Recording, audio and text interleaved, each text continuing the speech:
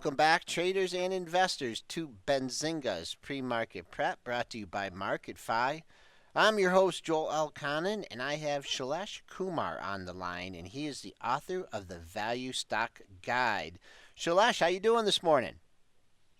Doing good. How are you, Joe? Good, good. Thanks for joining us on the show. And first, I notice here that you're an MBA from the University of Michigan Ross School of Business. When did you graduate? In 2002, yes, I am. Yeah, and what do you think? You think they're going to get Jim Harbaugh to be the coach? Oh, I have no idea. Okay, not a big football fan. Okay, all right. Well, we let a little bit into your education. Why don't you give us a little bit of your market background? Sure. I've been investing since 1995. Been through the tech bubble, been through the real estate meltdown, and somewhere along the line, I got into value investing, and like I always say, I got the religion. And in 2009, I started my professional portfolio at Value Stock Guide. Okay, and you also had a management consultant role for a Fortune 100 company and also a steel industry entrepreneur. Tell us a little bit about that. What services you provided? Sure. 2002, I graduated from Michigan and I took up a job with A.T. Kearney, which is a management consultant to Fortune 100 companies. Uh, my job was to consult with executives at these companies on operations and strategy. Most of the clients that I dealt with were automotive, either a big three or one of their tier one suppliers. Although I did have some projects outside of automotive as well, but mostly manufacturing. 2007 is when I decided to quit and get into business for myself. I started out by acquiring a couple of steel service centers in Detroit area. And I ran it for a couple of years. 2008 was kind of tough, is when Lehman Brothers exploded and we had the credit crunch. And a lot of our customers started going bankrupt. So eventually in 2008, 2009, I decided to exit the business and wound it down in 2009. Um, when I was running the steel service center, we sat between recyclers like Omnisource. Omnisource, they're owned by Steel Dynamics, and the local fabricators. So we used to be a middleman, sort of. We used to buy steel, raw material, and kind of do some little bit of pre-processing and sell it to fabrication companies locally. Okay, so you've had some bang up returns since 2009 and really above average returns. What do you credit that to? Well, I'm a value investor, so I look at companies bottoms up. So I do get into deep analysis. I look at their annual reports. I read all the fine print. But the focus is always on finding good values. So I have to believe that the market is underpricing these companies, the stocks. So that gets you one step in the game. The second step, I think, and which is probably much more important, is to try and reduce your risk as much as possible. So I'm okay with stocks being volatile on a day-to-day basis as long as I know and I believe that the inherent value in the company is not compromised. So So you're not I taking can on take my you're not taking on more risk then for those higher returns. uh, no, no. Well, if you define risk as risk of capital loss, then no. If you define risk as, are the stocks volatile, then yes, they may be volatile. But Okay, no, inherently, I do not think I take on more risk. okay. What's your typical holding period? It varies. I try to get into a stock only if I believe that I can stay in the stock for at least 2 years. Hmm. Now there have been situations where um, a stock reaches my sell target price very quickly, and that can happen because I do look for catalysts, and sometimes they come in quick. And so I've had stocks where I've held them for 3 months or so, and had to get out because they hit my price. And there are many other stocks I've been holding for I don't know, last 4 or 5 years now. Oh wow. Okay. So So it can, tell us yeah. about the value stock guide and how people can find it, get a hold of it, and what kind of information do you put out?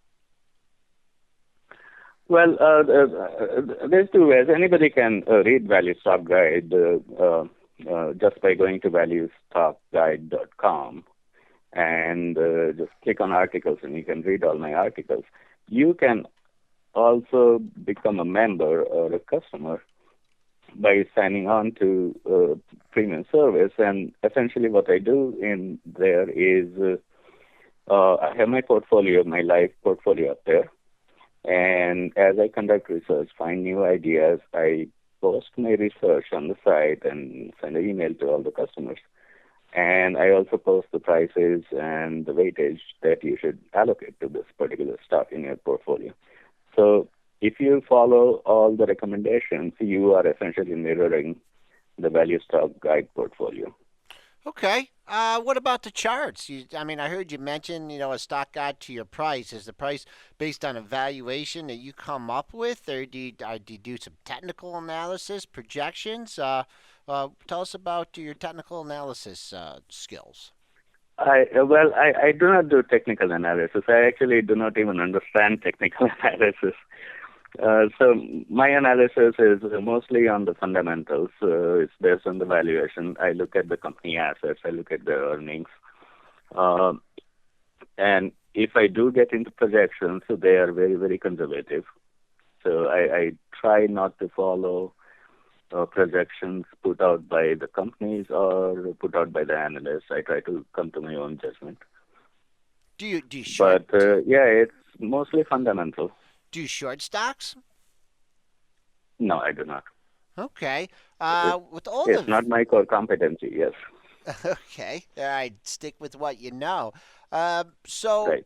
markets had a big rally, no doubt here. A couple nice dips off the mid 1800s in the S&Ps. Is there, is there still any value out there? Is there anything that you're still buying? It's funny. People get excited when markets are rallying, and I get depressed because I do not find too many values. No, right now we are about 25% in cash, which is not huge, but it does reflect our view that the valuations are still very high. Now, when you talk about market being rallying, you have to remember that most of my stocks tend to be small caps, and small caps have actually not done too well this year. So I think Russell 2000 is probably around 4.5% or so this year. Okay. So uh, Is yeah, but still the valuations are still very high, and it's very hard to find stocks. But I'm happy with what we have right now. And when we do get some opportunities, we try to increase the stakes we already have. can you talk about anything that you're in and you're happy about now? Uh, I do not get into the actual names, but I can certainly talk about uh, my exposure. Insurance actually is probably the industry that I'm most heavily exposed in. Probably around 15% of the portfolio. I do have some consumer discretionary construction, and I think construction is probably going to do very well going forward as we see some more spending coming through into infrastructure, building roads and bridges and so on and so forth. I have invested in solar equipment uh, and shipping. This is dry bulk shipping.